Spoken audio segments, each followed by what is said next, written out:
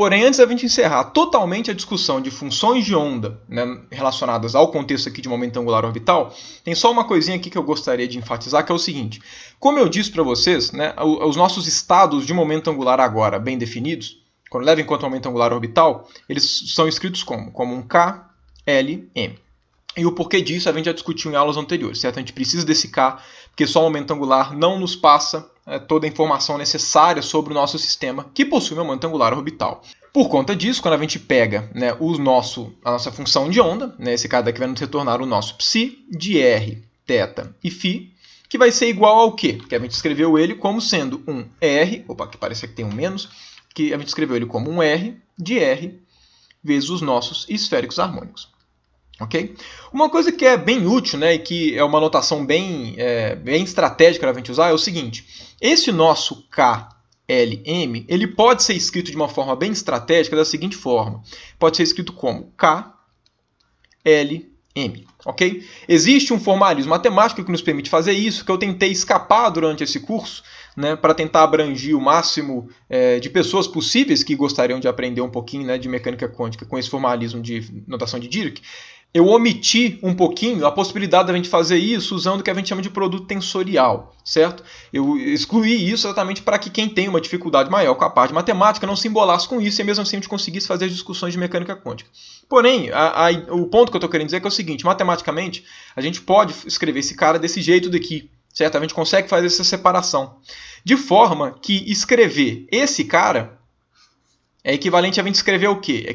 É equivalente a gente escrever R, K, R, L, M. Certo? Por quê? Porque esse R daqui vai para cada um desses cats correspondentes. Esse cara daqui é exatamente o que a gente vai chamar de R de R. E esse cara daqui é exatamente o que a gente vai chamar de YLM de θ φ, que é exatamente a função de onda correspondente ao momento angular. E esse procedimento daqui, na verdade, só evidencia como a gente só determinar o momento angular, a gente não determina a função de onda completa. Porque se esse cara daqui realmente determinasse totalmente o sistema, né, quântico, nosso sistema quântico com um momento angular orbital, quando eu fizesse a função de onda dele, eu deveria ter uma função de onda do espaço inteiro, que é tridimensional. E aqui o que a gente percebe é que isso só retorna uma função com dois parâmetros, que são parâmetros angulares. Então isso aqui ainda evidencia, né, o caráter incompleto só do momento angular orbital para descrever o nosso sistema quântico, ok? E aí você pode até estar se perguntando, então por que você falou que a gente tinha que colocar esse KLM? Por que você não levou em consideração só essa parte LM, trabalho com harmônico esférico? E, enfim, por que você colocou esse K? Não dava para ter trabalhado só desse jeito e ter falado que a função de onda desse estado é somente o harmônico esférico? A resposta é não exatamente. Porque falar isso é equivalente a você dizer que o momento angular só consegue influenciar nesse cara. Porém, uma das coisas que eu também vou mostrar para vocês aqui agora é que esse nosso R, ele depende também do nosso momento angular. Porém, ele não depende somente do nosso momento angular. Por isso que a gente não consegue determiná-lo. Então, o que a gente vai mostrar é que esse nosso R daqui, ele é um R de L. Dependendo do nosso momento angular, né, do nosso alto valor L aqui, do módulo do momento angular, essa função radial ela tem comportamento diferente. Só o momento angular não permite saber quanto ela vale. Mas o formalismo de um momento angular nos permite saber que ele influencia nesse termo. Então, quando a gente escreve desse jeito daqui, somente, né, com L e com M, a gente também não está falando de todo o caráter que o momento angular pode modificar no sistema, de toda a forma com que ele modifica o sistema. Porque ele também tem influência nessa partezinha daqui. E essa partezinha daqui, essa função diz respeito ao K, que querendo ou não também, né, vai ter alguma certa influência desses outros estados. Certo? Então, só para poder justificar, porque que em muitos contextos vocês vão acabar vendo esse cat LM, com esse R dando esférico harmônico, o que não está errado, o que está correto, né, falando assim. Porém, a adição do K ela é importante, certo? Exatamente para que a gente escreva os nossos sistemas completos na mecânica quântica, certo? A gente está trabalhando sempre com bases dos nossos estados. E além disso, né, porque escrevendo com K, a gente pelo menos não ignora o fato de que o R pode depender do L. Eu só não falei nada, certo? Se a gente escrevesse tudo desse jeito, a gente nem iria vislumbrar se essa parte daqui dependeria do L e até daria a impressão que não depende. Por conta disso, as duas coisas que eu vou querer discutir com vocês aqui. Aí sim a gente encerra a discussão de função de onda no contexto de momento angular, e aí a gente passa por átomo de hidrogênio, que é o seguinte: como nós sabemos que o momento angular influencia nessa parte? Na parte radial da função de onda. A gente vai mostrar isso, eu vou mostrar para vocês como é que a gente evidencia isso. E claro, só vai faltar eu colocar exatamente uma relação específica, que é a relação de ortogonalidade, dos esféricos harmônicos. Por quê? Porque a gente definiu os esféricos harmônicos a menos de constantes. Eu não determinei quanto vale essas constantes multiplicativas. E os harmônicos esféricos, eles são definidos com uma constante multiplicativa específica, que é dada pelas relações de ortogonalidade. Então eu vou mostrar para vocês como é que essas relações de ortogonalidade se dão e como é que a gente usa elas para poder tratar de superposições nas funções de onda. Porque, por exemplo, no nosso contexto de momento angular, se eu tenho a superposição de um momento angular L igual a 1, M igual a 0, com o momento angular L igual a 1, M igual a 1, se eu tenho uma superposição, como é que a gente representava isso na notação de Dirac? Alfa 1, 0, 0, mais um beta 1, 1. Agora, a gente também pode ter superposição no contexto de função de onda, certo? Então, como é que a gente filtraria o coeficiente desse momento angular e o coeficiente desse momento angular no quesito função de onda? A gente usa isso com as relações de ortogonalidade desses nossos esféricos harmônicos. Então, são as duas coisas que eu vou querer falar com vocês.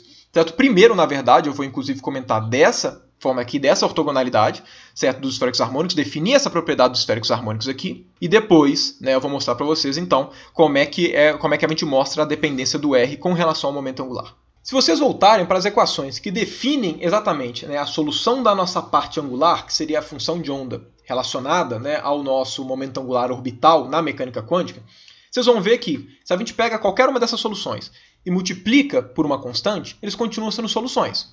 Tanto é que quando a gente obteve aqui essa parte angular, reparem que eu coloquei uma constante, aqui eu falei proporcional. Por quê? Porque qualquer constante que você coloca aqui multiplicativa continua obedecendo às equações diferenciais que definem essas partes angulares da nossa função de onda. Desde o início eu estou chamando esses caras de esféricos harmônicos. Porém, se você joga esféricos harmônicos no Google, para procurar lá uma tabelinha de esféricos harmônicos, ou pega qualquer livro que fale sobre os esféricos harmônicos, você vai ver que eles são definidos com constantes específicas.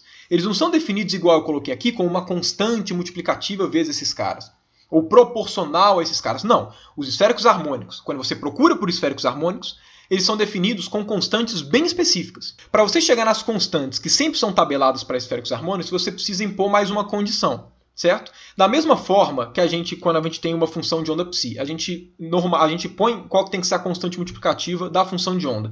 Impondo a normalização, a gente pode, por convenção, falar o seguinte: olha, essa parte angular minha, do meu estado, que são os esféricos harmônicos, eu vou colocar uma condição específica para poder fixar essas constantes. A gente pode fazer isso e a gente vai fazer isso.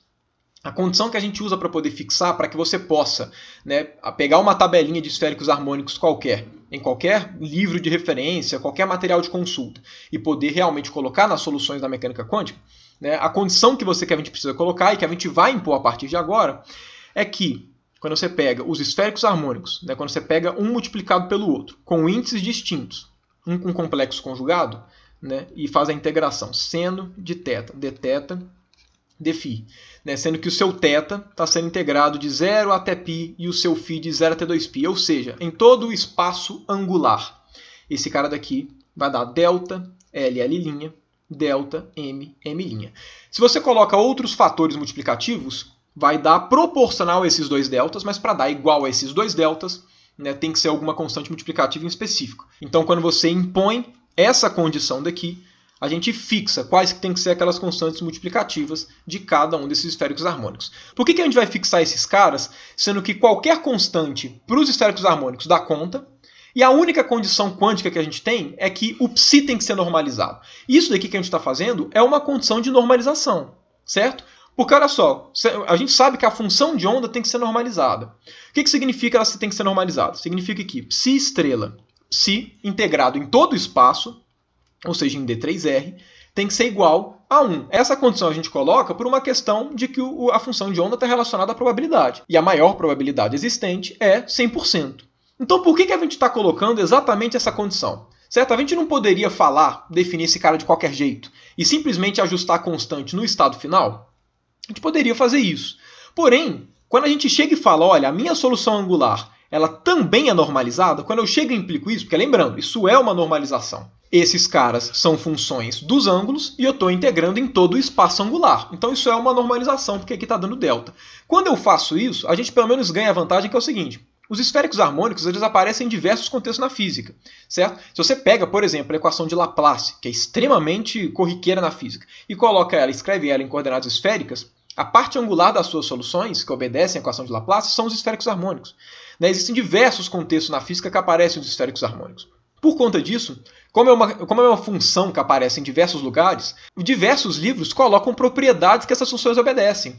Então, se você joga no Google, pega alguma referência que tem esféricos harmônicos, né, e dá uma olhada, né, como também, por exemplo, a referência A do capítulo de momento angular do Cohen, que é a nossa referência principal, vocês vão ver diversas propriedades que essas funções obedecem, que facilitam muito a manipulação matemática. Mas todas essas propriedades que os esféricos harmônicos obedecem, que esses livros catalogam, levam em conta essa condição.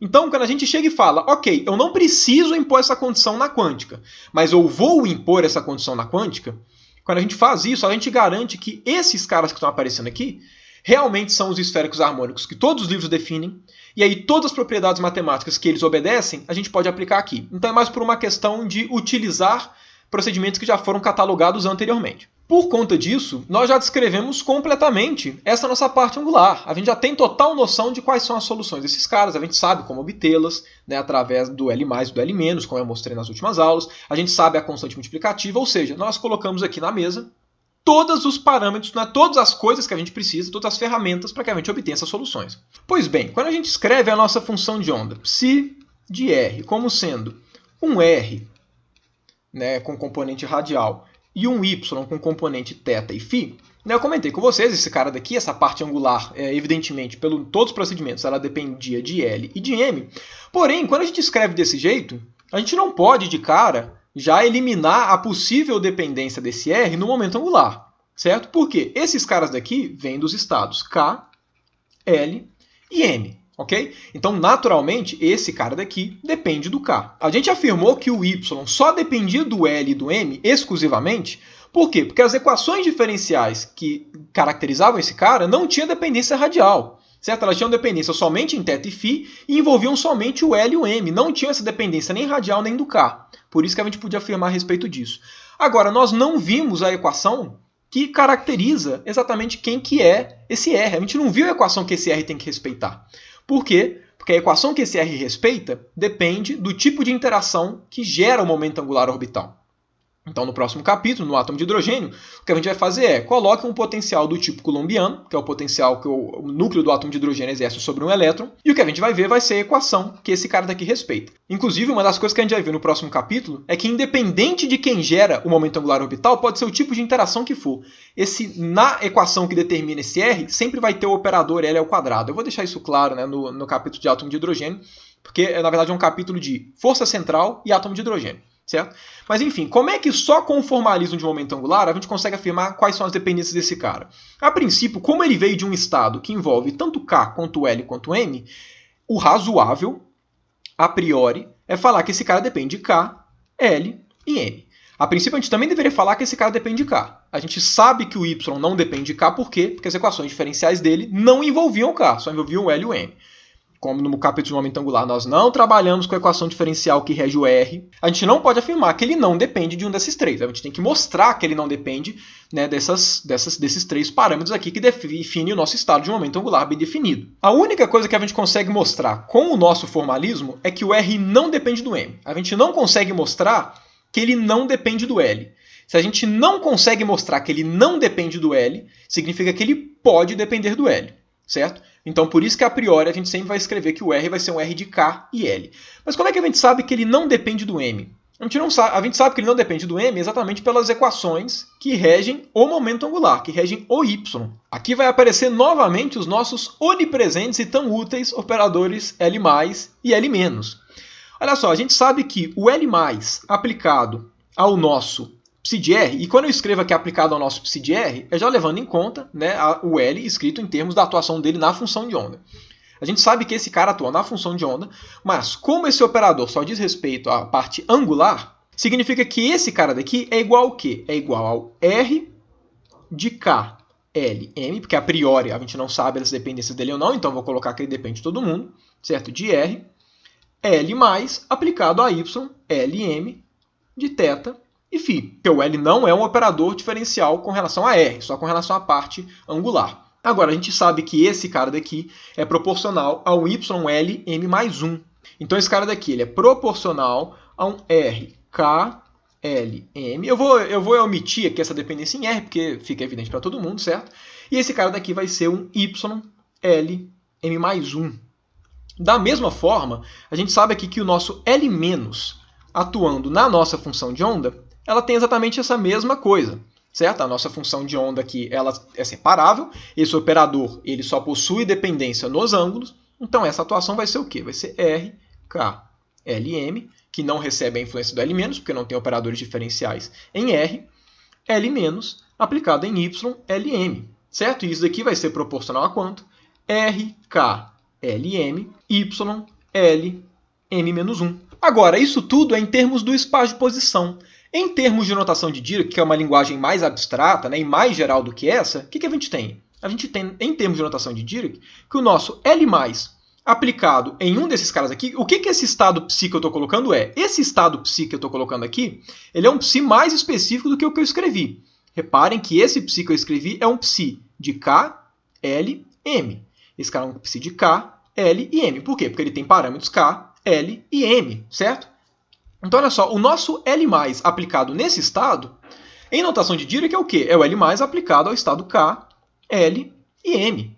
Da mesma forma, o nosso L- aplicado a esse psi é o nosso L- aplicado a um estado K, L, M, certo? Esse cara daqui é a função de onda correspondente a esse estado de notação de Dirac, que é o estado com o momento angular orbital bem definido. Agora, esse cara daqui em termos de notação de Dirac é proporcional ao quê? É proporcional ao estado K, L, M mais 1. E esse cara daqui é proporcional ao K, L, M menos 1. Né? Até aqui você pode achar que eu estou fazendo, enfim, estou escrevendo a mesma coisa. Porém, olha só, esse lado daqui é exatamente esse cara escrito em termos de espaço de posição. Ou seja, se a gente quiser fazer a comunicação entre esses caras, o que a gente faz? É só fazer isso aqui, ó.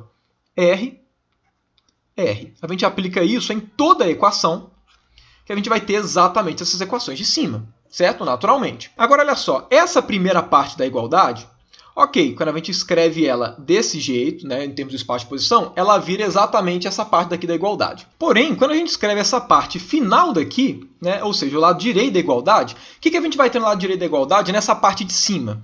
A gente vai ter R, K, L, M mais 1, certo? É o nosso lado direito dessa igualdade. Mas o que é isso daqui? Isso aqui é, por definição, o nosso psi, K, L, M mais 1. E o que é o nosso psi de K, L, M mais 1? É exatamente R de K, L, M mais 1, Y de L, M mais 1. A mesma coisa, exatamente o mesmo raciocínio, vale para a linha de baixo. Certo? Se a gente for aplicar exatamente o mesmo raciocínio para a linha de baixo, a única diferença é que vai trocar o mais 1 por menos 1. Então aqui ao invés de mais fica menos, aqui ao invés de mais fica menos, aqui fica menos, aqui fica menos. Okay? Mas a ideia é exatamente a mesma. Porém, se vocês forem comparar a gente fazendo isso em termos primeiro de notação de Dirac, ou seja, primeiro atuando o L+, o L- em notação de Dirac, para depois ir para o espaço de posição, é diferente da gente fazer a atuação já de cara o tempo inteiro no espaço de posição. Se vocês forem comparar esse lado da igualdade, essa parte, com essa parte daqui, o que a gente vai obter? Ó, por comparação, o que a gente está obtendo é, a gente está falando que R de K, L, M, Y, L, M mais 1 é igual a R, K, L, M mais 1, Y, L, M mais 1. Certo? Reparem aqui, ó, nesse caso daqui, o R está sem mais ou menos 1, e nesse caso daqui está com mais ou menos 1. Mesma coisa para a linha de baixo. Então, as duas relações que a gente vai chegar vão ser exatamente essas, trocando o M mais 1 por M menos 1. Então, aqui menos e aqui menos. Agora, olha só. Y, L, M menos 1 tem em ambos os lados. A gente consegue fatorar, eles são funções não nulas. O que a gente chega aqui? A gente chega aqui, R, K, L, M é igual a R, K, L, M mais ou menos 1. Ou seja, a função R com um certo fator M é igual à mesma função R se você aumenta ou diminui o M em uma unidade. E reparem que aqui nós não especificamos o M. Esse M é arbitrário. Significa que a função R ela é a mesma para qualquer M. Se ela é a mesma para qualquer M, ela não depende do fator M. Porque o fator M pode ser o que for. Isso não varia. Isso significa que o nosso R, K, L, M, na verdade, é só um R de K, L, ele não depende da projeção de momento angular, certo? Por conta disso, o nosso estado psi de R, depois dessa análisezinha bem simples, só com a atuação de momento angular, né, a gente consegue falar que o nosso R, ele é um R de KL, né, da componente radial, e aqui o nosso Y, LM de θ e φ. Então, já de cara, mesmo sem saber as equações que esse cara tem que obedecer, só por argumentos relacionados à construção de momento angular, a gente sabe que esse cara não pode depender de M. Não existe um procedimento análogo com L. Você pode fazer o que você quiser, você nunca vai encontrar uma restrição da dependência ou não do R com relação a L, como a gente vai ver no capítulo de átomo de hidrogênio. Né? De fato, a nossa componente radial ela depende do módulo do momento angular, certo? Isso é importante. E vai, inclusive, fazer a distinção entre os orbitais SPDF, que são exatamente os orbitais com L diferente, certo? O que a gente chama de orbital SPDF são com L's iguais a 0, 1, 2, 3, né? Enfim, e por aí vai. Pois bem, então nós temos todas as características, através somente da análise de momento angular, que nós poderíamos ter, todas as propriedades que tem que ter a nossa função de onda de posição de um estado de momento angular bem definido.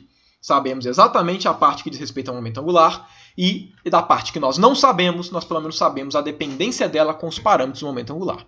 Só faltou uma coisinha aqui, né? Que esse psi, claro, ele não é um psi qualquer, ele é um psi KLM, certo? Ele é um psi KLM. Por quê? Porque ele é o psi exatamente correspondente a um estado que possui K, L e M de números, né, relacionados aqui a momento angular, e a parte, né, da informação que a gente não tem, que mais para frente a gente vai ver que também está relacionado à energia. Nós sabemos, esse cara daqui é a função de onda correspondente a qual estado? Ao estado K, L, M, certo? Como a gente fez agora no slide anterior. E como nós sabemos, esses estados daqui são normalizados, certo? Eles são ortonormais. O que significa eles serem ortonormais? Significa que K, L, M, K, L, M. Claro, todo mundo aqui tem telinha, né? Estados diferentes. E os estados seriam ortonormais, significa que isso aqui vai ser delta K, K', delta L, L', delta M, M'. Se vocês se lembrarem nas aulas anteriores, quando eu escrevo esse delta de KK', eu estou aqui supondo que esses Ks que aparecem aqui na base não são contínuos, eles são discretos. Porque lembrando, relação de ortonormalidade, quando a base é discreta, ou seja, quando esses caras aqui são discretos, aparece o delta de Kronecker.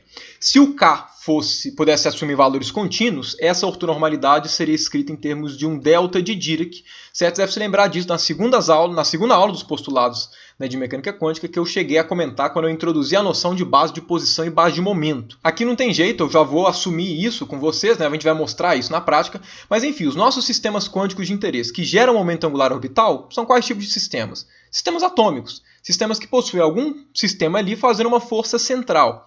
Nesses sistemas, esses Ks realmente eles são quantizados, certo? Eles não assumem valores contínuos, eles realmente são discretos. Então aqui eu já estou adiantando, né, falando que esses caras aqui realmente são, os Ks realmente são discretos, a base é discreta, e por consequência aqui realmente é um delta de Kronecker. Mas lembrando, né, se esses caras fossem contínuos, poderia ser uma delta de Dirac. Agora, nós sabemos que esse cara daqui é o estado correspondente à nossa função de onda, né, dessa nossa função de onda do slide anterior.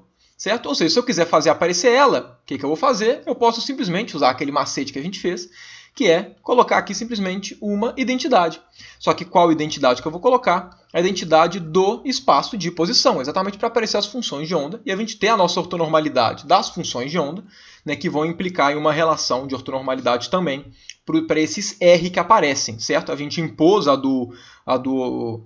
dos harmônicos esféricos, e isso vai induzir, né, quando a gente impõe a ortonormalidade desses estados gerais, isso vai induzir uma relação para a qual tem que ser o módulo da nossa função R. Pois bem, a nossa identidade vai tomar qual forma? R, R, e claro, D3R, que é um elemento de volume. Como nós estamos em coordenadas esféricas, vai aparecer um R², seno de θ, dr, dθ, dφ. Lembrando, essa integração é feita em todo espaço. R de 0 até infinito, θ de 0 a π e φ de 0 até 2π, certo? Cobrindo todo o nosso plano, né, de acordo com os limites que a gente tem dado essas coordenadas no sistema de coordenadas esféricos. Quando a gente coloca esse cara aqui no meio, o que vai aparecer do lado esquerdo? Vai aparecer aqui uma integral de... Eu vou colocar ela aqui no meio, olha só, vai aparecer um K, L, M, R, R, K', L', M'. Certo? Isso aqui é R2, seno de θ, dθ, dφ, Quanto é que vai dar esse cara? Vai dar o nosso delta de K, K', delta de L, L', delta de M, M'. Claro, eu acabei esquecendo de colocar aqui o nosso dr, lembrando, a nossa integração é feita em todo espaço, e obviamente nosso espaço envolve a coordenada radial. Agora, olha só que maravilha, quem que é esse cara que apareceu aqui pra gente? Esse cara daqui é exatamente o nosso psi de K', L', M', certo? Por definição de função de onda. E esse cara daqui é exatamente quem? O complexo conjugado, só que aí com os índices sem linha. Aqui nós temos o nosso psi, complexo conjugado, de K, L, M. O que a gente faz agora? Nós sabemos que os nossos psis, os nossos estados psi, K, L e M, eles podem ser escritos como R de K, L e os harmônicos esféricos, que dependem de L e M. Então a gente pode simplesmente colocar essas definições aqui para poder ter a nossa integral, já que a gente sabe valores de integrais que relacionam, né, os esféricos harmônicos com os esféricos harmônicos complexos conjugados. Logo, essa integral toda ela pode ser escrita como integral de, primeiro vamos colocar aqui, né, o nosso psi estrela, ele vai ser R estrela de K, L, e o nosso Y de L, de L, M. Agora, esse cara daqui vai ser o quê? Vai ser o nosso R. Lembrando, claro, esse nosso harmônico esférico, ele é complexo conjugado. Aqui nós temos o nosso R de K', L', e os nossos harmônicos esféricos de L', M'. Tudo isso, R quadrado, dr, seno θ, dθ, dφ. Claro, tudo isso aqui igual a delta de K, K', delta de L, L', delta de M, M'. Aí agora, olha só que maravilha. Nesse integrando aqui, nós temos funções só de R e funções só de θ e φ. A gente pode separar a parte radial da angular. Então, por conta disso, a gente pode separar essa integral, né, que é feita tanto em R, θ e φ, em uma multiplicação de duas integrais. Uma só na parte radial, outra na parte angular.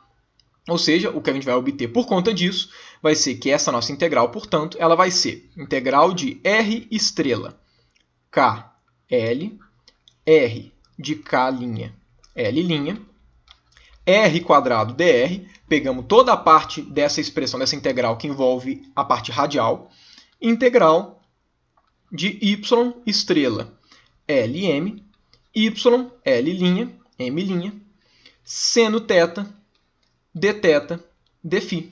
Isso aqui é igual a quanto? Ao nosso delta de K, K', delta de L, L', delta de M, M'.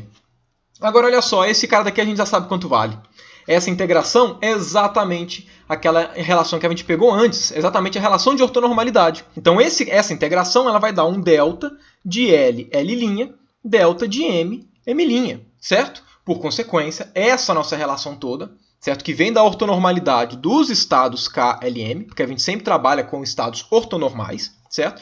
Aí a relação que a gente vai ter vai ser integral de R, K, L, estrela, R, K', L', L', R quadrado dr, que multiplica delta de L, L', delta de M, M', vai ser igual ao quê? Delta de K, K', delta de L, L', delta de M, M'. Certo? O que a gente faz agora? Todo lugar que tiver M, M', a gente põe o mesmo índice, porque a gente chega e pode cortar esse cara. Ok? Ele dá 1. Todo lugar que tem L e L', a gente coloca com o mesmo, e aí a gente pode eliminar esse segundo cara. Né? Ou seja, essa nossa linha é eliminada, e portanto a gente chega na nossa relação, que tem que ser obedecida pelas funções R, para que os nossos estados sejam ortonormais, né? Para que os estados estejam normalizados. Né? Por consequência, além daquela relação de ortogonalidade e ortonormalidade entre os esféricos harmônicos, né? Aquela integral que resulta nos deltas, a gente também tem que esse nosso R, né, como a gente vai ver, ele é sempre definido a meio de uma constante, e a constante é fixada, né, exatamente pela integração R indo de 0 até infinito, que é a integração em R, de R, K, L, complexo conjugado, R, K', L, R ao quadrado, dr. E isso daqui tem que ser igual a um delta K'. Então, as nossas funções R, elas são ortogonais no que dizem respeito a parte K, que é exatamente a parte que vai dizer respeito, no caso do átomo de hidrogênio, né, no caso de sistemas atômicos, à energia do nosso sistema. Então, agora sim, com essa relação, a gente consegue finalizar o que a gente sabe dizer a respeito dessas funções R. certo? Por mais que elas não possam ser determinadas exatamente com o momento angular, a gente conseguiu falar que eles têm que depender do módulo do momento angular, e além disso a gente consegue falar, né, independente da gente não conseguir saber quanto que vale o valor dele, a gente consegue falar com argumentos de momento angular que esse cara daqui tem que obedecer essa relação para que os estados sejam normalizados, que é o que a gente sempre vai fazer em mecânica quântica. Então as nossas discussões sobre como tem que ser as nossas funções de onda, né, psi de K, L, M, né, as funções de onda tridimensionais do nosso espaço, né, que a gente separou elas desse jeito daqui, né, como sendo uma função só de R, e os esféricos harmônicos, que dependem de θ e φ. A gente fez toda a construção possível, então, no caso, né, no contexto aqui de momento angular. Determinamos totalmente quem são esses caras, e determinamos com o momento angular as informações que a gente consegue tirar desse, certo? Aí agora, claro, para a gente saber quem é esse cara com certeza, a gente tem que escolher o nosso sistema que gera momento angular orbital. Qual vai ser o nosso sistema adotado? Átomo de hidrogênio no próximo capítulo.